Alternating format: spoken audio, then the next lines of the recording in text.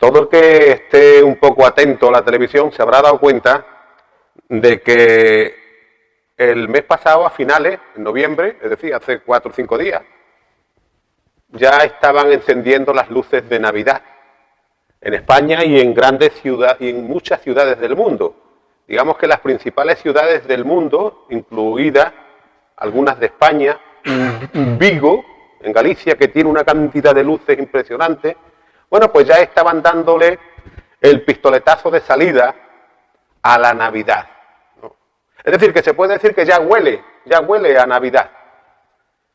En el mes de diciembre, al principio, en estos días atrás, también han sido otros lugares los que se han añadido a encender el alumbrado de Navidad.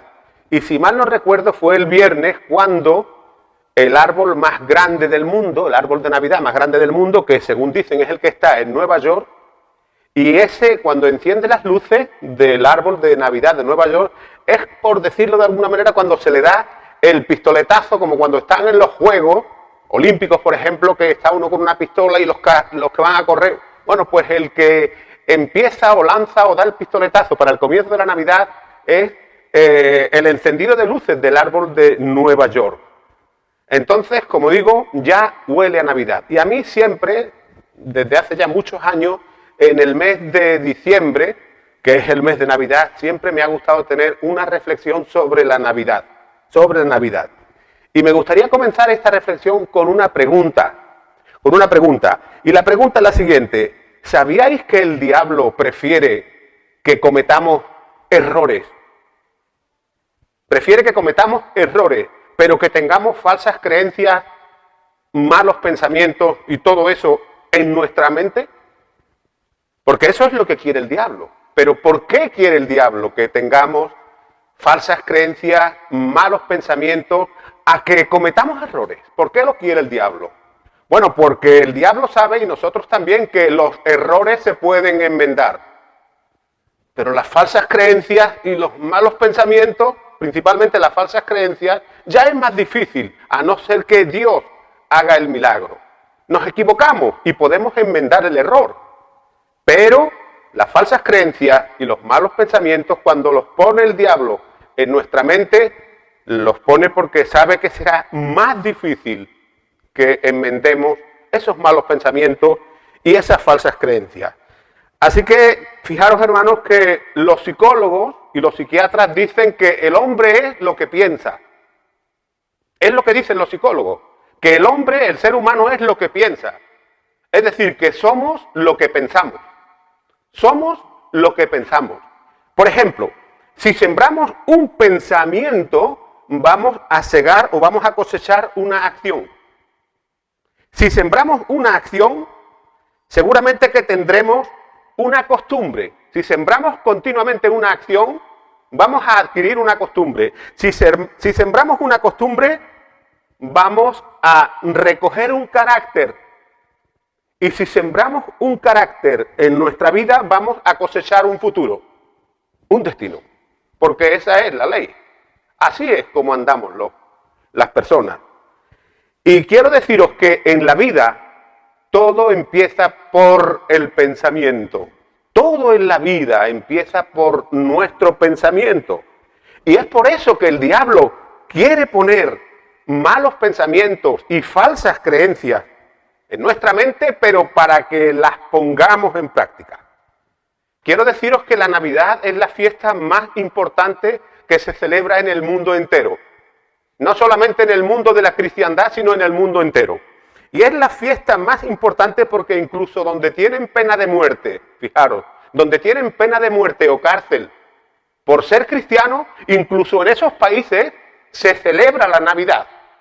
Yo he tenido el privilegio de estar en países donde se pena con cárcel el ser cristiano. He tenido que predicar clandestinamente. Y sin embargo, incluso en esos países también se celebra la Navidad, aunque sea de una manera un poco o bastante descafeinada. Y he visto los arbolitos, los comercios con Papá Noel, las bolas de Navidad y todo ese tipo de adornos típicos de la Navidad. Es decir, que incluso en los países donde la cárcel es para los cristianos, también se celebra la Navidad. Así que ya podemos ver la importancia que tiene la Navidad. Insisto, es la más importante del mundo. Y hermanos míos, la Biblia, ese libro tan maravilloso que nosotros tenemos como palabra de Dios, la Biblia dice que no debemos creer a todo el mundo. Dice a todo espíritu, pero a nosotros no se nos va a presentar ningún espíritu que nos va a hablar. Cuando dice no creáis a todo espíritu, se está refiriendo que no creamos a todo aquel que venga a nosotros y nos predique tal o cual cosa.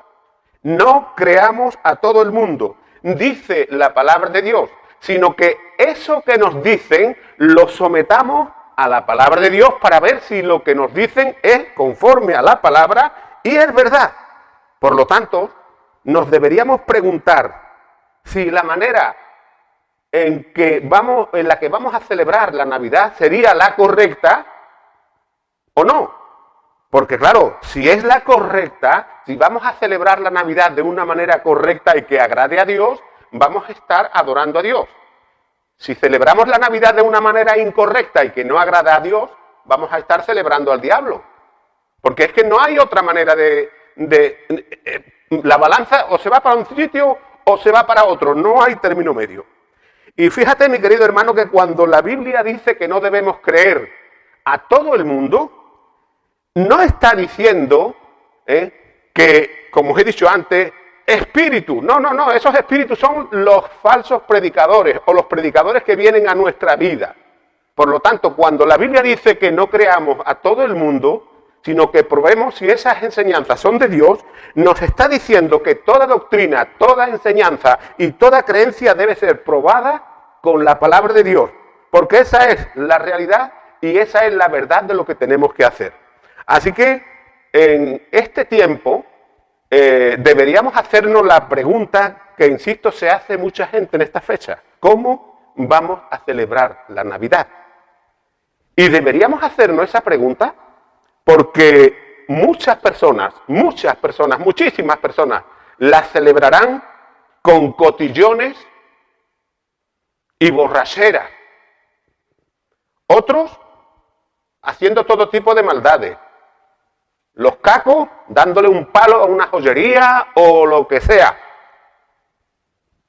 Ahora, en el mejor de los casos, algunos la celebrarán reuniendo a toda la familia con un pavo en el centro de la mesa, polvorones, tal vez un pesebre montado allí, cantando algunos villancicos y tal vez tomando un poquito de anís, que el anís se estila mucho.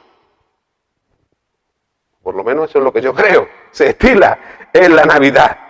Entonces, si vamos a celebrar la Navidad lejos del significado que Dios quiso darle al hecho de que su Hijo venía al mundo para salvarnos, si la vamos a celebrar fuera de esa idea y de esa perspectiva, el que la celebre así se equivocará.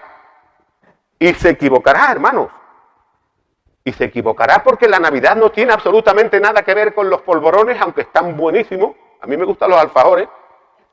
Pero no tiene nada que ver ni con polvorones, ni con Papá Noel, ni con arbolitos, sino que la Navidad tiene que ver con el gran amor de Dios para con los hombres. Ese es el sentido de la Navidad. Por lo tanto, si no celebramos la Navidad bajo el sentido de que es el amor de Dios para con los hombres, no estaremos adorando a Dios, sino estaremos tocándole las palmas al mismísimo diablo. Fíjate lo que dice la Biblia y el motivo del por qué la Navidad es la fiesta del amor de Dios para con los hombres. Porque de tal manera amó Dios al mundo que ha dado a su único Hijo para que todo aquel que en él cree no se pierda, sino que tenga vida eterna. Es decir, que el amor de Dios fue tan grande, que nos regaló a su Hijo Jesucristo. Ese es el gran regalo de la Navidad, que nos regaló a su Hijo Jesucristo. Y esas palabras que acabo de leer ahora que dice de tal manera, ese de tal manera quiere decir, nos da a entender que no hay una mente humana que sea capaz ni siquiera de pensar lo más mínimo lo grande que es la gracia de Dios, lo grande que es el amor de Dios. Porque como también dice la Biblia, ese amor de Dios está por encima del conocimiento humano. Ahora, aunque la Navidad signifique el gran amor de Dios para con los hombres, porque la Navidad tiene muchos significados que tienen que ver con Dios. Pero aunque la Navidad tenga que ver con el gran amor de Dios para con los hombres, Navidad también significa comunicación. Comunicación. Dios quería comunicarse con nosotros y por eso envió a su Hijo. La Biblia dice que Dios se había comunicado muchas veces y de muchas maneras a los antiguos, en otros tiempos. Se había comunicado muchas veces, pero en el día de la verdadera Navidad quiso comunicarse a través de su Hijo Jesucristo. Y tenemos que saber que cuando Dios el Padre envió a su Hijo en la primera Navidad, no lo envió para que fundara una religión cristiana ni nada por el estilo, en absoluto. Ya había muchas religiones en aquellos días como para que Él hubiera venido a inventar o a fundar otra. Entonces, si no vino para inventar una religión cristiana, entonces ¿para qué vino? Jesucristo vino para abrir el único camino a Dios. El único camino a Dios. Para eso vino Jesucristo. Él mismo lo dijo: yo soy el camino y la verdad y la vida. Y nadie va al Padre si no es por mí, dijo Él. Jesucristo vino en Navidad para que las personas, todos nosotros y todos los que están fuera, las personas pudiéramos estar y ser llenas de una vez por todas de lo que verdaderamente teníamos necesidad. ¿De qué teníamos necesidad? De Dios. Para eso vino Jesucristo. De Dios. Teníamos necesidad de Dios y no de una religión.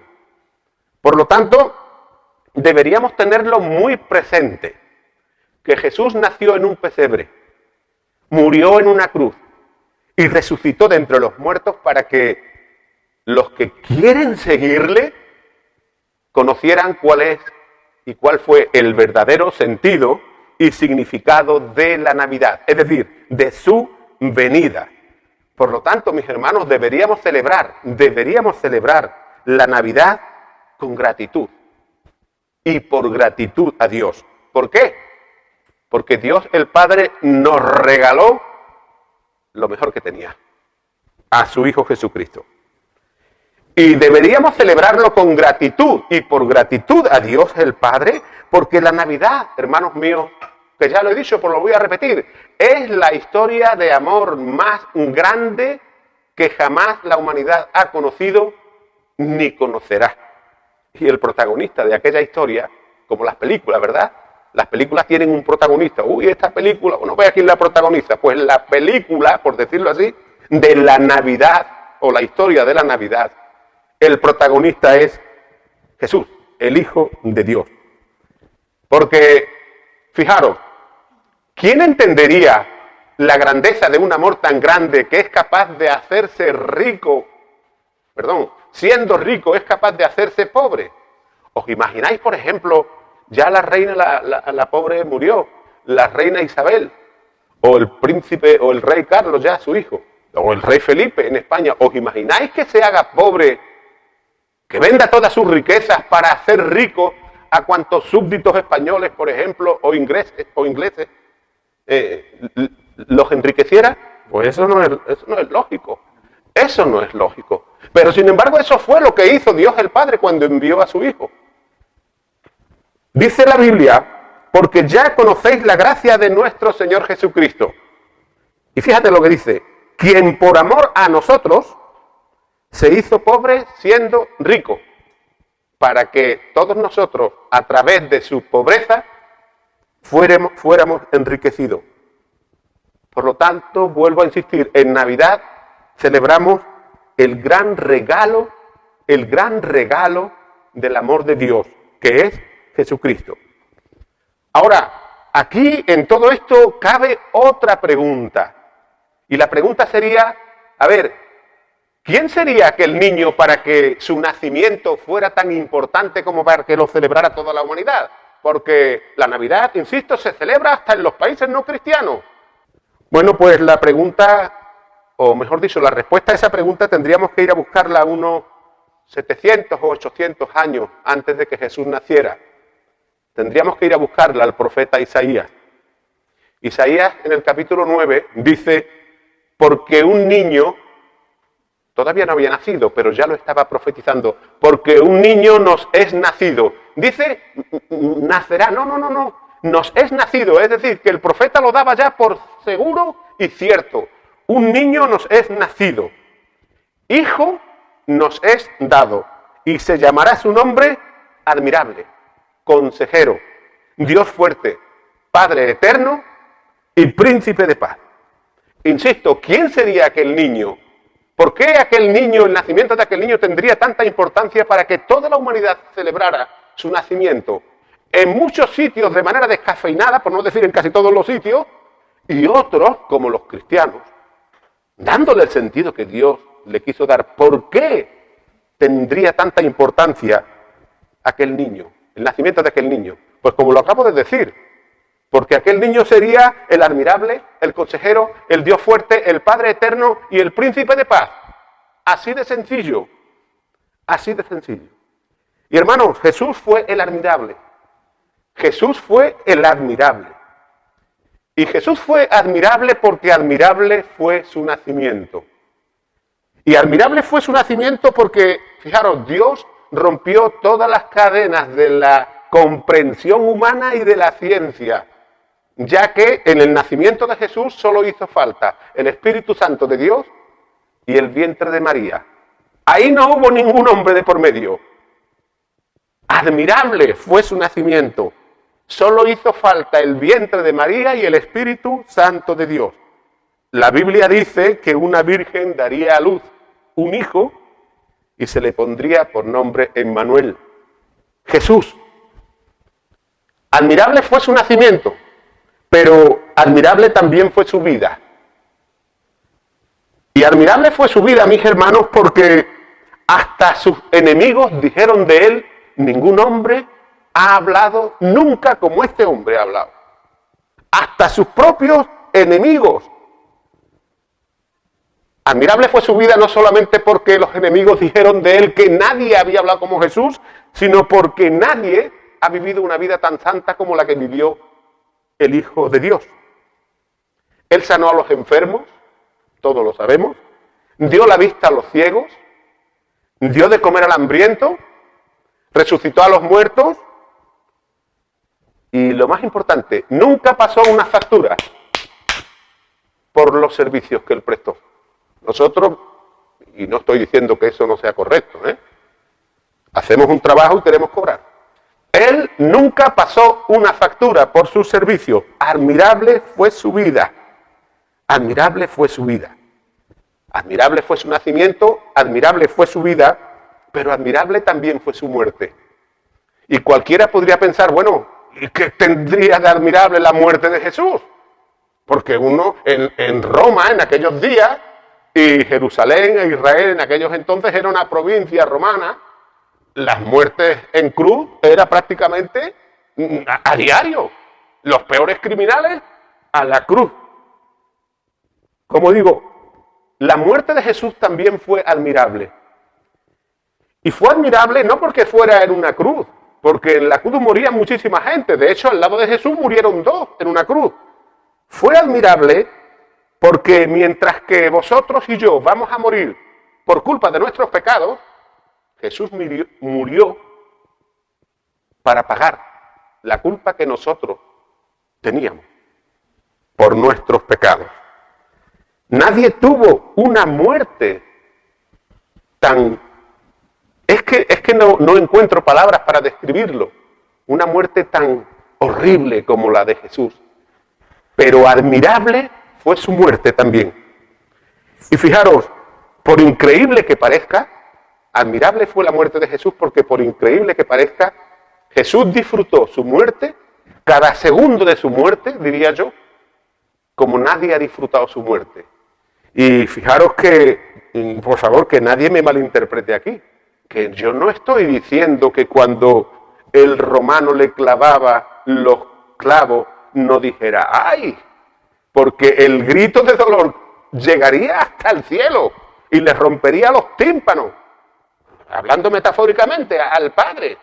No estoy diciendo eso, Claro que le dolió los clavos. Pero fíjate lo que la Biblia dice sobre su muerte. Porque por el gozo, la muerte es un gozo. Por el gozo, lo que estaba puesto delante de él, porque por el gozo puesto delante de él, delante de Jesús, ¿cuál era el gozo que estaba puesto delante de Jesús? La muerte.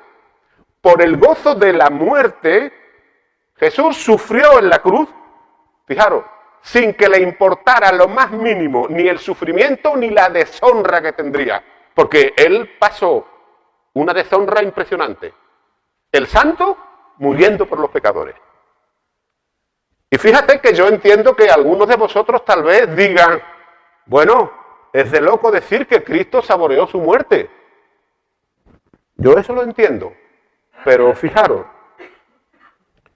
él saboreó su muerte porque cuando él estaba muriendo en la cruz, desde el mismo momento, él ya estaba viendo que muchos de nosotros, en pleno siglo XXI algunos, y en pleno siglo XX, ya nos estaba viendo salvados por su muerte. Ese fue el gozo que tenía Jesús delante. Entonces, por eso no le importó lo más mínimo, ni el sufrimiento, ni la deshonra que tendría. Ni la deshonra que tendría. Y fijaros que los apóstoles no inventaron la resurrección. Porque este es otro punto del por qué es admirable Jesucristo. Admirable fue su nacimiento, admirable fue su vida, admirable fue su muerte, pero admirable también fue su resurrección. ¿Por qué? Porque la Biblia dice que era imposible, así lo dice, era imposible que Jesús hubiera permanecido en la tumba. De hecho, si Jesús hubiera permanecido en la tumba, yo hoy no estaría aquí. Y vosotros no estaríais ahí. Admirable fue su resurrección. Y vuelvo a repetir que los apóstoles no inventaron ninguna resurrección. Al contrario, les costó mucho trabajo reconocerla. Fueron las mujeres, hemos visto al maestro. Palabra de mujeres. Ellos no creían en la resurrección, pero quedaron convencidos, totalmente convencidos. Admirable fue su resurrección. Porque, fijaros, admirable fue su resurrección porque de un Cristo muerto que quedara en la tumba, cosa que era imposible porque así estaba establecido, de un Cristo muerto podemos recibir buenas enseñanzas, como las podemos recibir de Buda. Porque Buda tiene buenas enseñanzas. Algunas, no tantas, de Mahoma. De muchos hombres tienen buenas enseñanzas, filósofos tienen buenas enseñanzas. Jesús también podría haber sido otro de sus muchas, que tuviera muchas enseñanzas, pero de un Cristo muerto solamente podríamos aprender y recibir enseñanzas. Pero no tendríamos el poder para vivir una vida con la esperanza de la resurrección y la vida eterna. Esa es la diferencia. Jesús lo dijo, yo soy la resurrección y la vida. El que cree en mí, aunque esté muerto, vivirá. Y fijaros que Jesús sería el admirable. Admirable fue su vida, admirable fue su nacimiento, admirable fue su vida, admirable fue su muerte y admirable fue su resurrección. Admirable por todo esto, pero la Biblia también dice que él también, aparte de ser admirable, sería el consejero. Admirable, consejero, Dios fuerte, Padre eterno, príncipe de paz. Aparte de admirable, Jesús también sería el consejero. Y Jesús no solamente sería, sino que es el consejero, porque nadie dio los consejos que dio Jesús. Nadie. Consejos que transformaron vidas. Consejos que salvaron a millones de personas a través de los tiempos. Porque se han salvado a través de los tiempos. Tela. Consejos que podrían salvar a los que hoy están vivos si se entregan a Él de todo corazón. Así que Jesús fue admirable por su vida, por su muerte, por su nacimiento, por su resurrección, pero también es consejero. Y es admirable y es admirable por ser consejero, porque los consejos que ha dado él no tienen comparación con ningún otro, con ningún otro. Pero Jesús no solo es el consejero, sino según el texto de Isaías, que ya dijimos al comienzo, dice que Él es el Dios fuerte.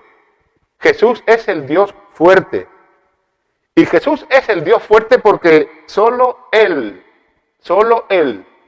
tuvo el poder para levantarse de la tumba. Y porque Él y solo Él tiene poder para salvarnos por toda la eternidad si nos arrepentimos de nuestros pecados y le recibimos como Señor y Salvador. Pero Jesús no solo fue el Dios fuerte, sino que también es el Padre eterno. Y Jesús es el Padre eterno porque Él es el Padre de la eternidad. Él no es Dios el Padre, Él es Dios el Hijo. Pero cuando dice que Él es el Padre eterno, no se está refiriendo a Dios Padre, sino que se está refiriendo a que Jesús es el Padre de la eternidad, el que vive en la eternidad, el que no conoce ni principio ni fin. En ese sentido es el Padre de la eternidad. Y esa eternidad, ese hecho de ser Padre de la eternidad, pues le da el poder para convertir esa eternidad en la que Él vive en vida eterna para todos los que en Él creen y a Él se entregan de todo corazón. Pero fijaros, no solo es el Dios fuerte y el Padre eterno, sino que también es el príncipe de paz. Jesús es el príncipe de paz. Y quiero que penséis en esto.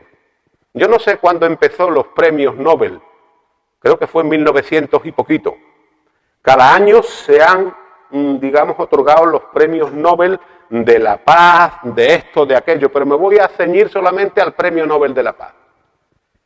Ningún premio Nobel de la paz ha sido capaz de transmitir la paz que Cristo transmitió, transmite y seguirá transmitiendo hasta la eternidad. Pero no solamente ningún premio Nobel es capaz de transmitir la paz que Cristo transmitió, transmite y seguirá transmitiendo, sino que ni siquiera la suma de todos los premios Nobel que han habido desde que los premios Nobel se fundaron en 1900 y poco, ni la suma de todos los premios Nobel de la paz juntos serían capaces de transmitir la paz que solo Cristo puede dar.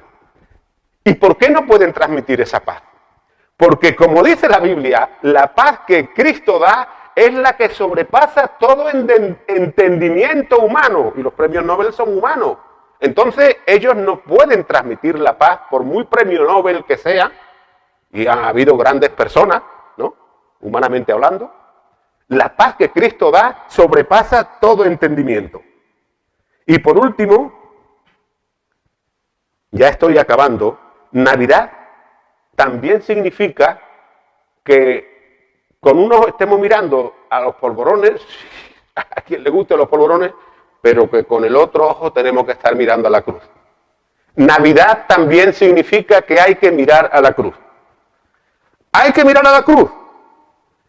Y hay que mirar a la cruz porque celebrar la Navidad sin mirar a la cruz es la peor creencia que el diablo puede poner en nuestra mente. Os dije al principio que el diablo prefiere malos pensamientos y falsas creencias en nuestra mente antes que nos equivoquemos. ¿Por qué? Porque nos equivocamos y podemos enmendar el error. Pero cuando tenemos falsos pensamientos, falsas creencias, falsas enseñanzas y falsas doctrinas, ya la cosa cambia. Podríamos cambiar, pero si no hay un milagro de Dios, no cambiaremos. No cambiaremos, ¿no? Entonces, esa es la peor creencia que el diablo puede poner en la mente. Que celebremos la Navidad sin mirar a la cruz. Y tenemos que mirar a la cruz porque si es verdad que Jesús nació en un pesebre, porque así fue, también murió en una cruz. También murió en una cruz. También finalizó en una cruz.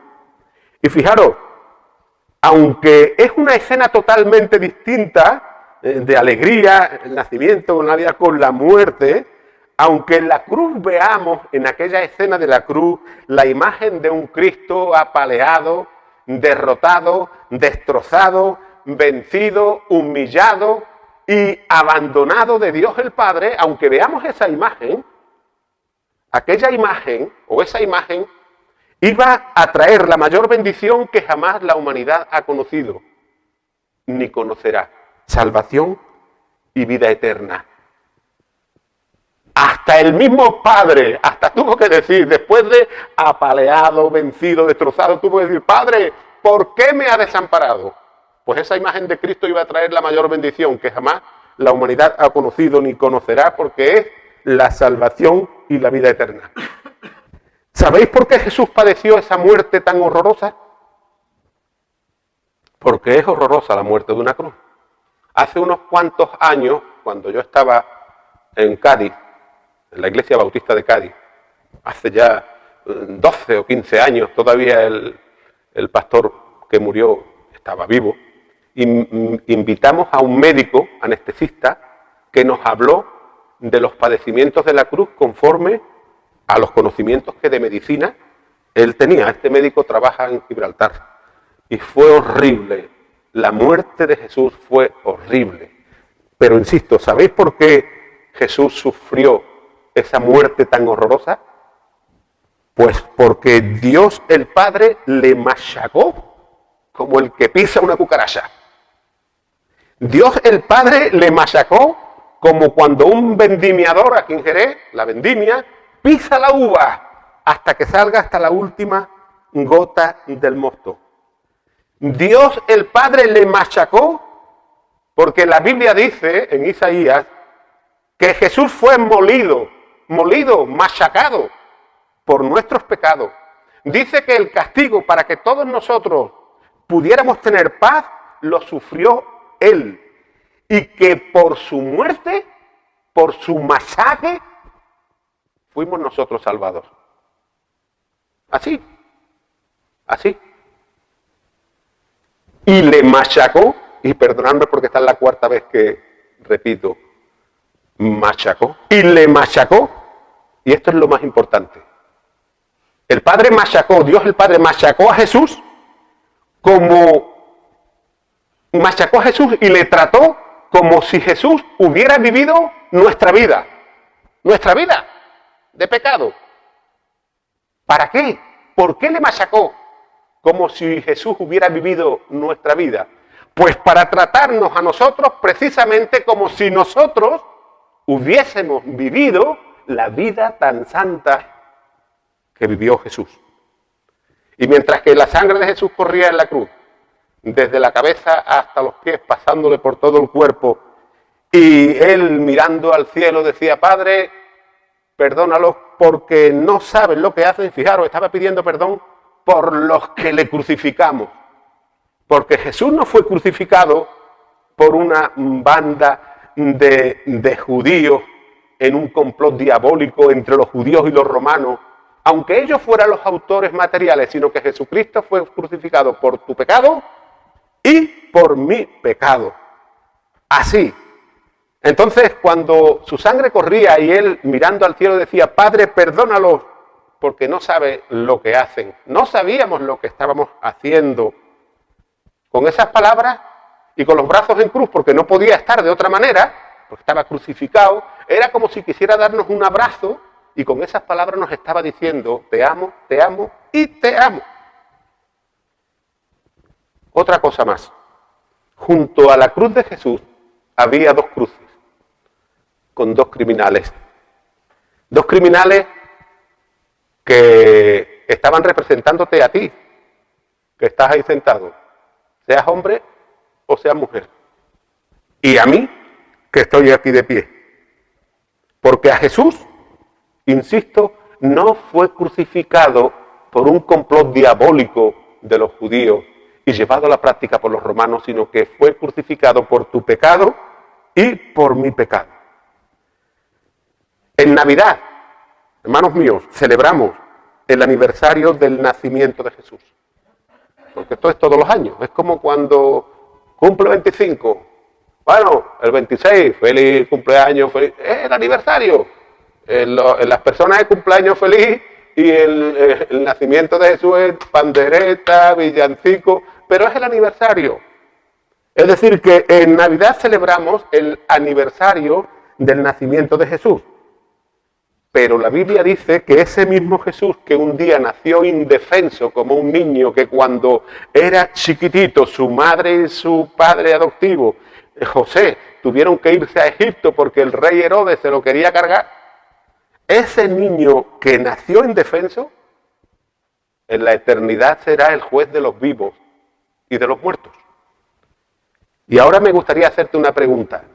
Imagínate que te condenan, un juez te condena y te meten en el talego, como yo le digo yo, 1 año, 2 años, en fin, los años que sean, o cadena perpetua, te mueres, te pudres allí en la cárcel. Imagínate que un juez te condena. Entonces la pregunta es la siguiente: ¿serías capaz de celebrar el cumpleaños de ese juez, o el aniversario, que es lo mismo, de ese juez, año tras año, y cantándole y todo al juez? Eso es de loco. Eso es de loco. Yo creo que no hace falta que diga que no celebraríamos el cumpleaños del juez que nos condenó. No hace falta que lo diga. Bueno, ya lo he dicho, pero no hace falta que lo diga. La respuesta es evidente.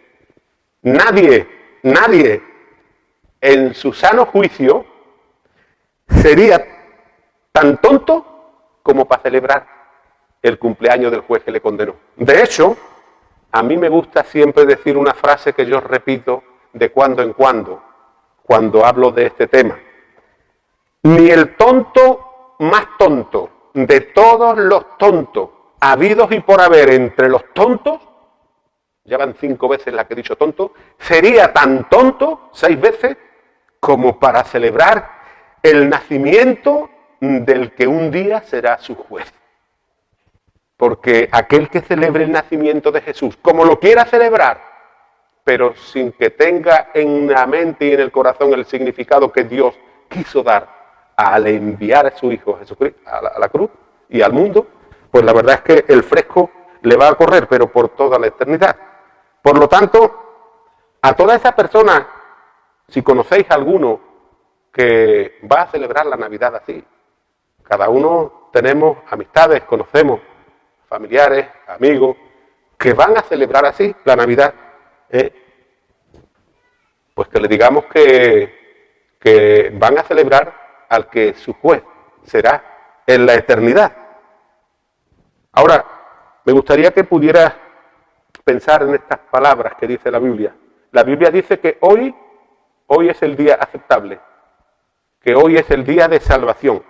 Es decir, que hoy, eso quiere decir que hoy es el mejor momento en el que Dios te acepta. Vaya como vaya, o vayamos como vayamos a Él. Si vamos a Él de corazón, hoy es el momento en el que Dios nos acepta. Porque hoy, dice la Biblia, es el día de salvación. Ahora, ¿por qué dice la Biblia que hoy es el día aceptable? Y que hoy es el día de salvación.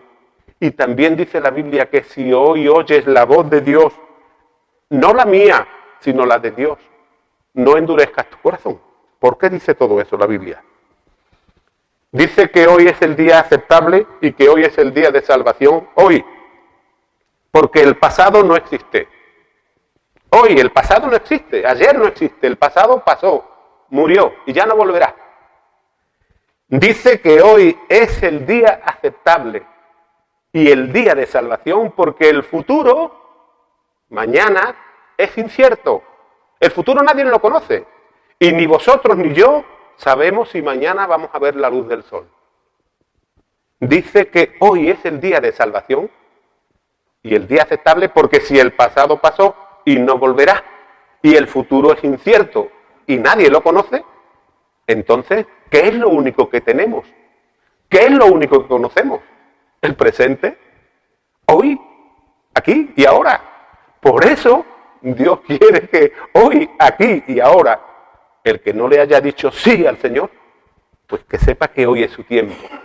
Y que hoy Dios le va a aceptar. Cada uno de los que estamos aquí sabrá si le aceptamos alguna vez o no. Pero si hay alguien que nunca le aceptó, pues hoy es su tiempo, porque hoy es el día aceptable y hoy es el mejor día para la salvación.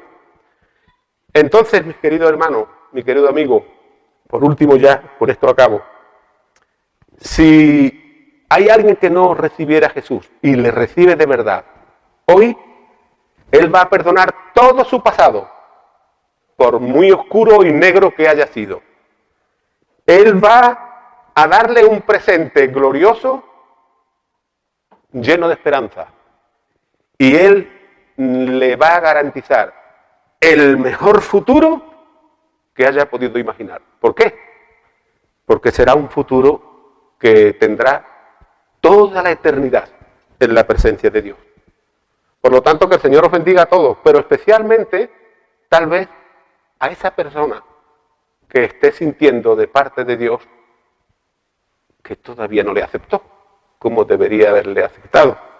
Que Dios te bendiga. Feliz Navidad. Y que esta Navidad podamos, aquí vamos a meternos todos ya, podamos celebrarla con sensatez y con Jesús mirando también a la cruz. Amén.